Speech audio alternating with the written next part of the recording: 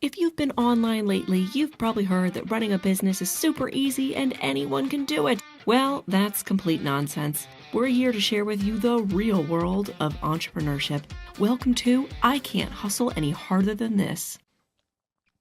Hello, welcome to this episode of I Can't Hustle Any Harder Than This. I'm Rachael Wonderlin. I'm here with Emily Naples. And we have a very, very special guest with us today. It is Zach Roach. We go way back. He's a realtor. He's does many things. Go. Trivia host. Trivia host. I've owned my own real estate. I do my real estate. I own my own entertainment company for going on 10 years. At the end of this year, it's going to be 10 years. I do property management for the building I own. Right. And I'm a public address announcer for several of the universities. Division I, ACC. You can figure that out. You can hear his voice over the radio. I can't hustle any harder than this. Wow. That's the new soundbite. That's the new for the soundbite. rest of it. I know you from sketch comedy. We did sketch comedy for years together, and that's also how you know Emily. Yes. That's correct. That's correct. It was fantastic. Great times. Great We times. had a lot of good Funny times. things. Hopefully we bring it back someday, guys. I I'm ready. know this isn't what this podcast is about, but if and when we do, this is just a preemptive plug. People have kids. That's become the main right. thing. Is people got married, people moved, and people had children. Yeah, absolutely. Yeah. We're ready for penny things now. Penny arcade now. We're ready to do the kid. Yeah, taking the kid improv kids, stuff taking now. the kids to improv. Yeah, yeah. All right. Well, that was depressing. Let's move on. Yeah. Tell you what, let's drink now. Yeah, let's drink. So I wanted to bring in some champagne. I wanted to celebrate. I love it. I wanted to celebrate our progress in our lives. I wanted to celebrate your new podcast. I wanted to celebrate Emily being alive and healthy. Oh, And thank you. yeah, I just thought, hey, it's Love Day. Zach share has some love. also. You helped me sell a house, Yes. buy another house, Yes. and then sell my husband's house. We got to watch this. Yes. Let's watch. You are. Oh, you want to watch? We're gonna watch. Yeah. Watch me struggle? Yeah. Now watch me pop. It's going to happen. 3, 2. Oh, you got it on two. I'll Hey, take- for there we those go. of you. Yeah, Yeah. you've done all my real estate things. All Yes. all the real estate I've pretty much been involved in. You've done You've gone through more real estate transactions in the last 5 years than most people do their entire life. 5 years, like 3 years. Thank you. Yeah, you got my first house sold within 9 days. Thank we got you a very full much. offer. Remember that? I Remember that do. time? I do. It was a beautiful house. It was ready. There was not much that needed to happen. Wait, it was very fast. My Yeah. bad. Did you already drink it? Maybe. Oh man. That's okay. Um, There's no rules. at what point were you like, I'm gonna become a real estate agent? Ooh, right after my wife showed me her pregnancy test. Hey, So I was yeah. like, what a great time to do this. I think we should. You wake up that next morning and go, I'm gonna become a real estate agent. About a week after that. Yeah, absolutely. Okay. So Okay. I did. Hey, Mr. Ovi, everyone. Cheers. Cheers. Slancha. So A yeah, week we after. got the news. I had my certification 10 years earlier with another brokerage. Oh, you did. And yes, I did, right before the '08 housing collapse. A great time. Right around that. A yeah. great time And to be a at real that time in my estate life, agent. I looked at the housing collapse in '08 and I went, I can either start selling houses at the worst time in history or I can go try my comedy thing. So I went and tried comedy for a long time. Wow. And then I found myself back at real estate. Full circle. And it was right as around COVID time. Market was white hot, sight unseen, $20,000 over asking, all contingency was waived. Like that's whenever I first arrived in love real that. estate. Again, another crazy time for real I didn't estate. realize that you'd previously been in. That makes more sense to me now because at first I was like, this seems random. Wasn't completely cold. No, like I said, I did have my certification, but then I went back and got my licensing Yeah, yeah. right Nope. when my What had you been doing up to there? I'm guessing there was like a graduation shortly prior to that. As far as like my entire life before real I estate. mean, you don't have to go all the way, but No, I I guess did like a bunch of wild. I did Yeah. really cool things. I did. I was a projectionist for an IMAX. I worked at the Cinemax theater. cool. Excuse me. And yeah, it was awesome. I worked on one of 7 projection machines in the world. It was very exclusive. It was cutting edge of its time. It was 3D technology. I loved it. I know all kind of fascinating things about how much film weighs and like the thousands of pounds that these films used to weigh. Where was And it? This was in the Pittsburgh Mills Mall, Oh, the okay. Cinemark there. Yes, Wow, it's now I didn't know defunct. that. It's now closed. Yes. Oh, cool. Fun story out of that. There was a fire in the projection room right after I was terminated. Yeah, they let me go, folks. What They did you messed do? up. Yeah, did you set the fire? the I did. You know what? I did. I set the fire. I was like, I'm out. I'm burning this place to the ground. I'm not leaving. I wanted that cool guy shot of the explosion behind me as I was walking away. No, I loaded a film wrong, and one went in upside down because for 3D you have to have. So you did cause the fire. No, I didn't cause the fire. Oh. I ruined the 3D effect, and Oh, that's why you got unfortunately- fired. Yes, unfortunately, they had Okay. to refund all of the people in the theater, and they were like, "Hey, we're gonna let you go." Was it like they watched the whole movie incorrectly, or somebody was like, "Oh, we caught this. We'll fix it." No, someone definitely. You can't fix it once it starts running. So yeah, I couldn't stop the film and like pull it out and then match it back up. I couldn't. That would be impossible. Wow. So you just have to kill one of the eyes so it only has a 2D projection instead of the 3D effect with having the two eyes with how that projection technology works. Wow. So they just had to watch a 3D movie in 2D, and all of the kids were very disappointed. I remember it being like a Christmas movie or something like that. Don't worry, I go on to disappoint a lot of kids with movies even further in my projection career, because then I was able to go to the Carnegie Science Center Cool. and work for a few years. Yeah, Okay. as a projectionist there as well. And Love that. yeah, so then they would have kids come into their field trips, and they would start their day by going to the Omnimax, and it would be, before they remodeled it, there was a giant glass soundproof wall. And by law, you had to be behind that glass alone. You had to be in the projection room alone by law.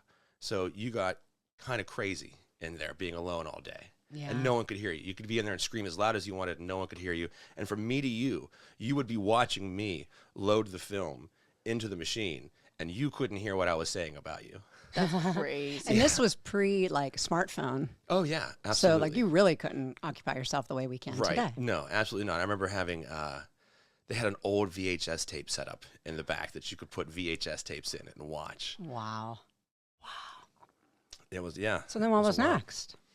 After that, landscaping. I'm drawing a blank. Let's move on. You were an EMT, or you went. Yeah, I was an EMT actually when I was 16. Wow. So yeah, I had my EMT license when I was youngest allowed by age in Pennsylvania. So I was 16. I fought my first house fire whenever I was 17, which is illegal. It was at the. Oh no way. Yeah, Was it the definitely. Pittsburgh Mills Mall? No, exactly. That'd be great. Go back and write that on house fire. No, I fought a house fire when I was 17. I was always 6'5" in high school. So whenever I showed up in You were turnout always gear, 6'5". You came I was, out yeah, of your I mean, mom I was like 6'5". Exactly. My entire life. Zach's sitting, but he's definitely 6'5". You He's can't see the height, but very tall. yes, I'd be off camera. I would be like way up there. So thankfully I didn't get in trouble, but some of the supervising officers. But you were an reprimanded. EMT? Yeah, I was an EMT. I would run in the ambulance. Okay. I would treat patients. I remember treating my neighbors. Whenever they called the ambulance, I was able to show up and be a familiar face and help them out. And Cool. yeah, it was absolutely great. Taught me how to take charge of situations and not to let the adrenaline get the best of you. And whenever you're in real estate, you can deal with a lot of adrenaline. What? Yeah. Yeah. Give us an example of some adrenaline. in real The estate. adrenaline is when you are at the closing table and the buyer of your property discovers that they're married, and you're like, "Oh, wait a minute, you're married?" And they say, "Yes, but I'm just trying to buy the property myself. The mortgage is just in Oh, my name." my And we're like, God. "Oh no, we're gonna need your partner's signature on the deed too. Can you call them?" Like they had to leave work that day and like come and sign the paperwork so the house closing could happen. So that gets your heart rate up.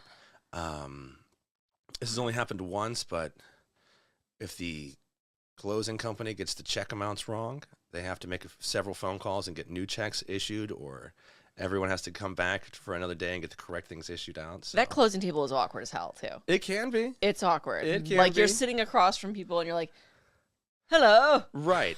You're- Because you're are. kept isolated from each other Yes, the you're entire isolated. transaction. Yes. Right. You're only supposed, like, my agent calls your agent. Your people call my Yeah. people. Yes. And that's what we're here to do. That's one of the services that we provide as realtors and agents to look out after you and take care of you. And you're so saying when you the get to that sellers? table, You Yeah. don't know who's buying your house. You don't know who you're buying it from. So yeah, but you're saying because they weren't there at my signing, the original owners. oh really? Oh okay. They signed Usually their they paperwork are. previously. Oh, okay. Usually they are. So you're like sitting across the table from the people who are buying your house or the people great. you're buying it from. Oh. And so it's kind of awkward because you're like, hello. Like you don't know each other at all. And Right. you're only going to be at that table for how long it takes you to sign stuff. Yeah. A smooth closing takes an hour.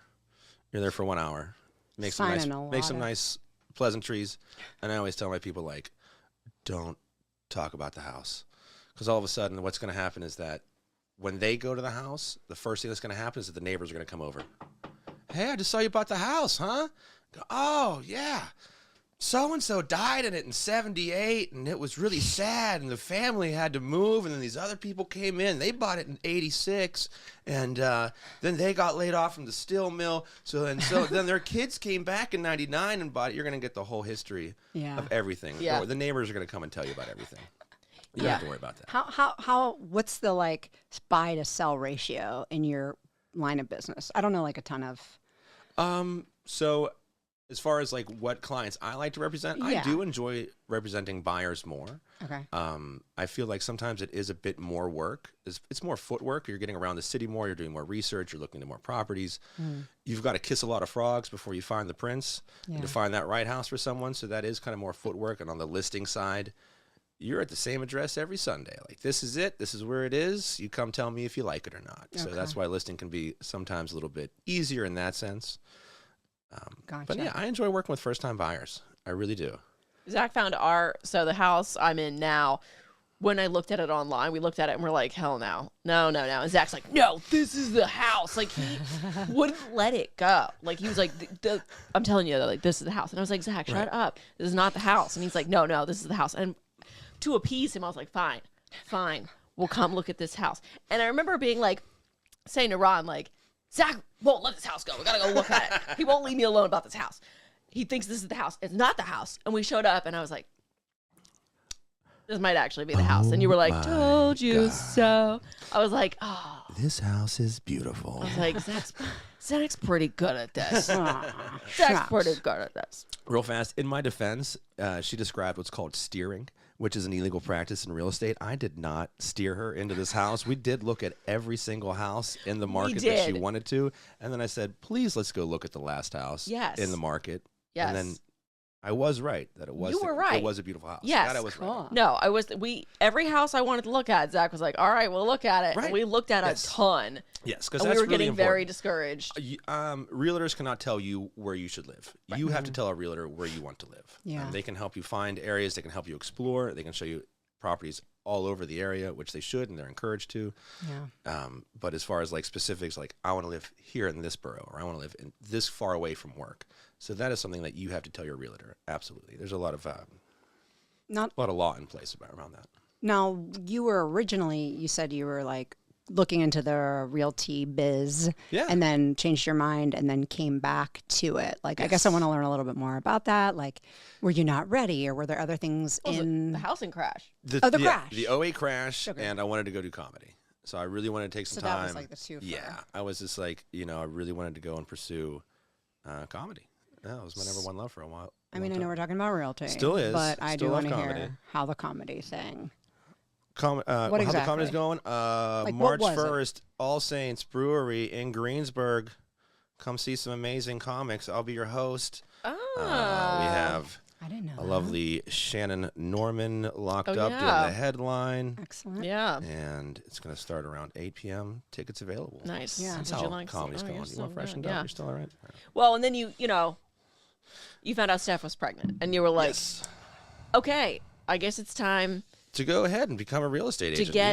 Get serious. And so what happens when you become a realtor? You just pick up the phone and say, hey, I want to become a realtor. And they say, great, start Monday. That's what happens. They say, come on in. No, it's not what happens at all. It's a very long Listen, process. I obviously have no idea what any of this is. It's a long process. Or you sort of, I feel like when people are like, I'm going to go out on my own, I'm going to do my own thing. Like, there's this sort of like, oh, one should simply get a real estate license. Right. Just get a real estate license. Yes. Just get one, and then the money and the people and the houses will just all gonna fall at your show feet. up. Yes. And it's like, that is 100% not how it works. Correct. I'm confident. Correct. Yes, there are a lot of people who were realtors or people who used to practice real estate or did it for 2-3 years and found a lot of struggle and couldn't finish it, or got rid and, moved on to something else.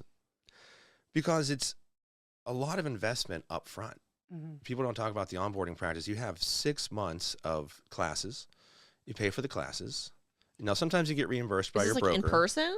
Thankfully, Classes? mine was during COVID, so mine was over Zoom. But the first time I did it, it was in person. You went to a classroom and you sat with a class of people. Like 5 days a week? Yes. For 6 months? No, then it was a certain number of hours. Okay. Yeah, so the accreditation is a certain number of hours. So when you go in person, you do 8-hour days, it's less. But for us, 2 hours a week for a class. It took like 6 months to do the class. Okay.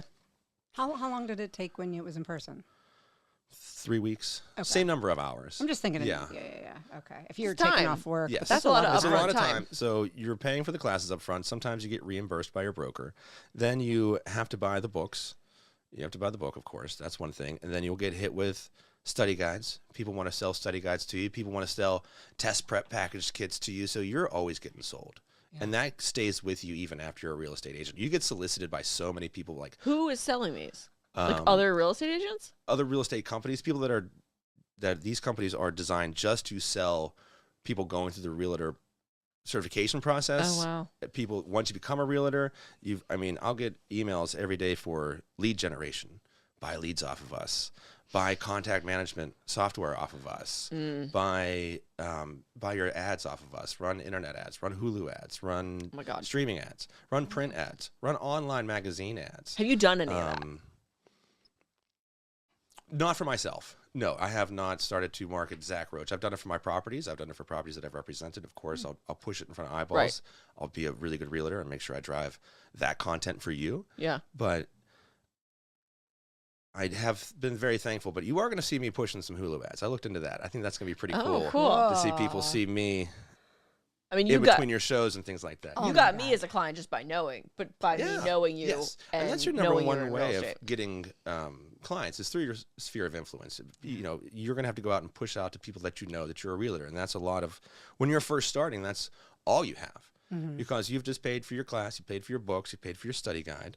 You've not only paid for your testing costs, but then like if you fail a part of your state certification. Your state licensing, you have to pay to retake it. Oh my God. Yes. So for me, like I said, my wife was pregnant and I'm going to take this class. It's full COVID. There's limited spots every day. Do you have to go? You have to do it in person. You have to check your bag. They put it in a bag. They lock it. You go into a room and it's just monitors and old mechanical keyboards. You hear the click, click, click, click, click, click, click from all of the people typing in answers. You get a piece of paper and you get a calculator, and that's it. And you got to there's 2 sections. There's a national and there's a state. It feels like the GRE. Oh, it was. That's what you had to do for the graduate record exam. Was like they put you in a room and they're like, you can't have anything. Right. No. Yes. I couldn't bring in chapstick. They're like, lock it up. It's like, nothing. What the hell do you think I'm gonna do with this chapstick? Right. Like, what do you think's in It's a here? It's gonna have the answers in it. Exactly. It's gonna be an earpiece. Exactly. I'm gonna have somebody radio in chapter 4 and chapter 5 to me so I can go ahead and get this verbiage right. So how did that test go? For me, like I said, my pregnant wife was in the car waiting for me to get done. I passed that thing the first time. Nice. I was not messing around. I had no time to do that again. Yeah. We had to go. We had to get that done. And ask your realtor how many times it took them to pass their test. Not a lot. So many. What are It's these so questions? few. It's so few that the person conducting the test, I forget their official name. I don't know. Test. Proctor. Test giver? 3, 2, The 1. test giver. Not So wrong. the proctor, it's so rare, in fact, that the proctor even came to me and goes, this happens not. This is very, very rare. Like, he goes, this is your first time passing? I go, yes. He goes, not a lot of people do it. I go, yeah, I heard like 25% maybe pass it the first time. He goes, maybe 1 in 10 do it. Pass it their first time. That's excellent. So I was very pleased with that. Yes, absolutely. Very pleased, very proud, and thankful about that. But then the next, by the way, is you got to pay your real estate dues. You got to become a realtor. So you have to pay dues into your membership. So every year, realtors pay dues. Realtors also pay $10 a year towards a real estate fund, recovery fund. So if anyone gets wronged through a transaction and you have a judgment and you're awarded a judgment and the person's bankrupt, that there's a state controls a fund that can pay out the victims of real estate transactions that they've been wronged in. So this is via the state, not your company or anything? No, the state conducts this, but every realtor in the state pays into this fund. So it's another, by the way, that you have to pay into. Let's see, what else have you paid for? You also have to pay for any advertising. And before your first sale, you have to pay for all of the costs of marketing that property, your gas, your time, your Sundays. You know, you're giving all of this up before you've made a dime at real estate. You're putting a lot in. A ton up front. And I wish people told me, by the way, there's a lot of upfront costs becoming a realtor. And it is very necessary to have a support system and a network around you for those first few crucial sales to get your funds back, to get your recoup your costs, to be able to have, you know, buy ads, buy cards, buy business cards, you know, buy the signs, all the signs on the side of the road. We have to buy all of those out of pocket ourselves. So there is just a ton. There's a ton of cost. How long did it take you to be like, to sell something, if you're willing to say, or like recoup that investment? Oh, the recoup is on the first transaction. Okay. Yeah, which is very nice. Normally, I should say it's very typical that you'll recoup all of those costs on your first sale. Mm-hmm. Mm-hmm. And how much do like realtors make on a sale? I don't know anything about realtors. So here's the commission check that you get. You sell a house, right? Okay. And so there's two ways of, are you buying the house? Did you sell the house or are you buying the house? Buying. Okay, so you're buying the house. Thank you for choosing the more complicated one. I appreciate that. So thanks to a new lawsuit that was settled, there's now a traditional model where the homeowners will offer compensation. They'll offer 3% to your agent, to your representation, to your broker. Thanks to the lawsuit, the homeowners are no longer required to do that. They can offer zero compensation. So that's where you have to come out of your own funds to pay your agent as the buyer that amount, whatever you guys settle on, whether it's a flat fee or a percentage. Like I said, normally, traditional model, the person you're buying the home pays both agents, even though the agent's representing you. I know. I feel like I'm starting to give a pitch here, and I'm going to have to start slowly going, breaking You're really everything down. explaining this to me, you know, with the house, you know, selling Ron's house or whatever, and I'm like, yeah. what? Yes. It gives like, more options. It gives Keep more, going. it gives more options to the home sellers. It gives more options to them. But either way, as an agent, either side I represent, we get this paper. Here's my check. Okay, great. This goes right to your brokerage. You don't even see that. Okay, here, this is If for you're you. listening, he ripped a piece of paper in half and put it down. You might have heard it. Okay. This is what is now considered the agent's portion of it. So now we're going to take your technology fee, your multi-list fee, other fees like that. We're going to take that right off the top right there. Okay, so now you finally get all of your money back. You have this check. Oh, but there's no withholdings. So now you got to pay tax on this money. So I get that goes to taxes. Okay. That's how much you get out of that check. That piece of paper. Is that like accurate? Like that's like 1/6 100%. of the check? 100% accurate. 100% across the board. Every transaction, every time. Okay. This is the thing about, like, you know, when you're a real estate agent, it sounds like you're essentially a small business owner. Oh, absolutely. You're Yes. you're There's a running lot your of own autonomy. business. Yes, you are representing yourself. You're marketing yourself. You're the one picking up the phone call. You're determining how many clients you want to take on. You're determining how many hours of the day you're going to put into prospect. And so it's like you see somebody getting a big check, and it's like, right. it's not necessarily a big check. And It's like, there's a lot that went into getting people that. think you're balling out of control. Well, can I ask, like, what does the company then? You're part of a company. Like, what do they My brokerage. provide? Oh, Like, my what's the brokerage difference? provides a lot. So each brokerage is a little bit different, but I really do love my brokerage. It's very easy to find out what brokerage I work for. Zach Roach with a K, ZACK, ROACH. 412-812-9734. Call me. Lines are open now for your real estate questions. The call-in portion has now begun. Dealing with Pennsylvania only, specifically. I am an expert in the sale and marketing of real estate in Pennsylvania, so calls now. Yeah. I forgot the question. What was the question? Oh yeah, the like, what are they giving you as Oh, your? so they're giving me a lot of support. The training, lots of wonderful in-house training, different situations. They're keeping me updated to the changes of the PAR forms, any kind of form changes. They are, if you have questions, you have mentors, you have brokers to call with your questions about what's going on with certain situations. Absolutely, you have lawyers backing you up. You call them. You say, is this legal? How's this shaken out? Check this form out. Someone's trying to add an amendment I've never seen before. Okay. You have tons of support. So it's kind of up to you to the degree that you're utilizing that, or Yes. Okay. Yes, Okay. absolutely. Do you feel like you are a different breed? You're a different type of person than other people in real estate? Are you like I'm an animal? Are you like I mean, you got you got your long hair. Yes. 6'5". Right. I mean, you stand out. Yes. Charming Absolutely. charming as ever. I do try to Yeah. be charming. Absolutely. Yeah. Yeah. It's one of those deals. Being so imposing with my size, I've learned this from a high school teacher telling me like to shake people's hands and then give them some space. Oh, interesting. Because like you can really crowd someone, you can freak somebody out by When being you're by of being size. so imposing on them. Wow. Yeah. Just go ahead and make sure that your size isn't too intimidating. Yeah. Wow. Oh, good lesson. interesting. Was Yes. this a teacher who was also like really Yeah. tall? Okay. Yeah. Okay. Shout out Mr. Truesdale. Absolutely. Whoop. Still in the area. Good job, Mr. I Truesdale. love that. Gosh. So yeah, I mean, other than that, just trying to be very knowledgeable, just trying to give my value, tell them what I'm going to provide for them as a realtor, why they need a realtor. Mm-hmm. A lot big question is, are we gonna sell a house on our own? Sure, you can.